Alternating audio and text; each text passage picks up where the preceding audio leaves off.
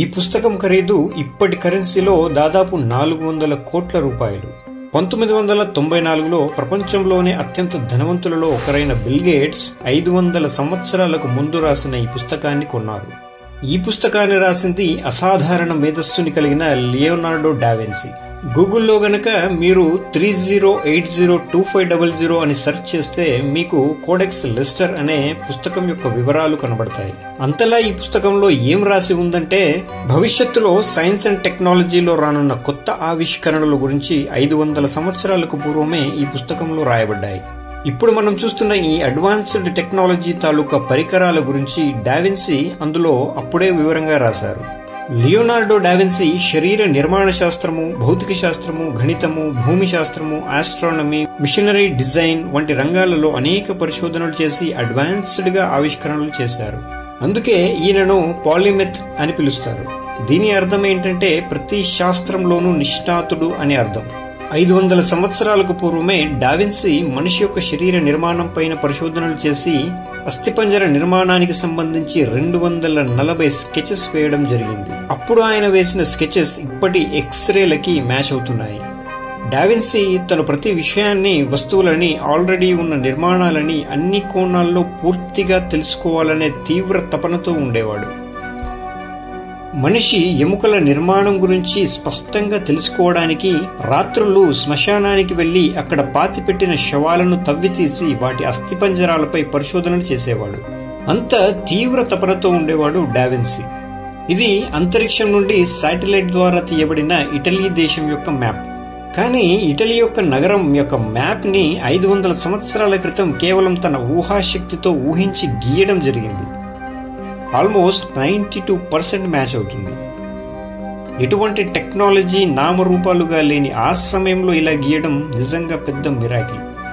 1940లో మొదటిసారిగా గాలిలో ఎగిరే వాహనాల ఆవిష్కరణ, అదే హెలికాప్టర్ ఆవిష్కరణలు మొదలయ్యాయి. కానీ హెలికాప్టర్ నమూనాను, మెకానిజం ని చిత్రాల రూపంలో డావిన్సీ వివరించడం జరిగింది. సహజంగా డావిన్సీ పక్షులను ప్రేమించేవాడు.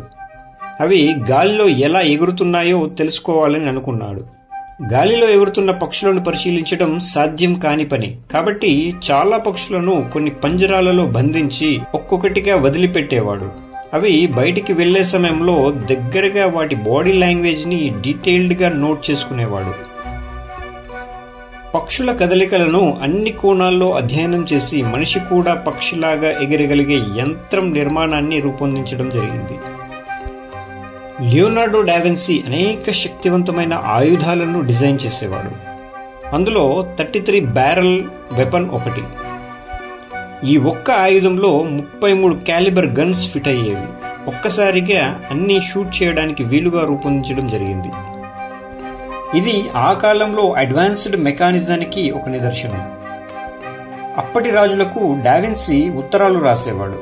యుద్ధంలో కావలసిన వినూత్న ఆయుధాలను, క్షణకాలంలో శత్రువులను బూడిద చేయగలిగే ఆయుధాలను తయారు చేసే నిమిత్తం ఒప్పందాలను కుదుర్చుకునేవాడు. డావిన్సీ చేసిన అన్ని ఆవిష్కరణలోకెల్లా ఎక్కువ సమయం తీసుకున్న ఆవిష్కరణ మోనాలిజా పెయింటింగ్.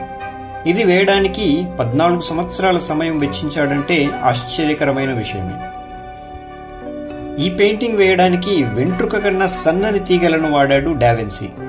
చరిత్రకారుల అభిప్రాయం ప్రకారం ఈ పెయింటింగ్ లో డావిన్సీ ఏదో రహస్యాన్ని కోడ్ చేసి ఉంటారని కొందరు, ఆయన ఫీమేల్ వర్షన్ అని మరికొందరు రకరకాలుగా భావిస్తారు. నిజంగానే ఆ పెయింటింగ్ లో ఎవరూ గుర్తించలేని నిజం దాగి ఉన్నదన్నది వాస్తవం. రీసెంట్ గా మోనాలిజా పెయింటింగ్ యొక్క వాల్యూ చేస్తే దాని ఇప్పటి విలువ దాదాపు 5,000 కోట్ల రూపాయలుగా ఉంది.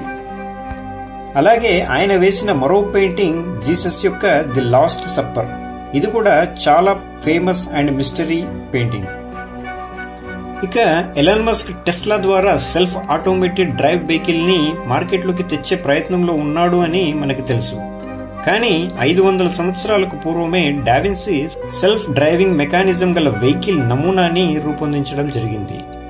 ఈ వాహనానికి సెల్ఫ్ ప్రొపల్డ్ కార్ట్ గా పేరు పెట్టాడు. ఇవి ఇంతటి అడ్వాన్స్డ్ విజన్ కలిగిన అద్భుత వ్యక్తి యొక్క కొన్ని ఆవిష్కరణలు మాత్రమే. ఇంకా చాలా రంగాలలో, శాస్త్రాలలో చాలా ఆవిష్కరణలు ఆయన చేశారు. ఇటువంటి ఆవిష్కరణల వివరాలను వివరంగా పుస్తకాల్లో రాసేవాడు డావిన్సీ. డావిన్సీ అప్పటి సమాజానికి ఒక్కో రంగంలో నిష్ణాతుడిగా ప్రభావితం చేసేవాడు. కొందరికి ఆర్టిస్ట్గా, కొందరికి సైంటిస్ట్గా, మరికొందరికి పెయింటర్గా ప్రభావితం చేసేవాడు. అనేక రంగాల్లో అద్భుత ఆవిష్కరణలను ప్రపంచానికి చూపించాడు. కాబట్టి లియోనార్డో డావిన్సీని పాలిమిత్ అంటే కింగ్ ఆఫ్ ఎవ్రీ ప్రొఫెషన్ గా అభివర్ణిస్తారు.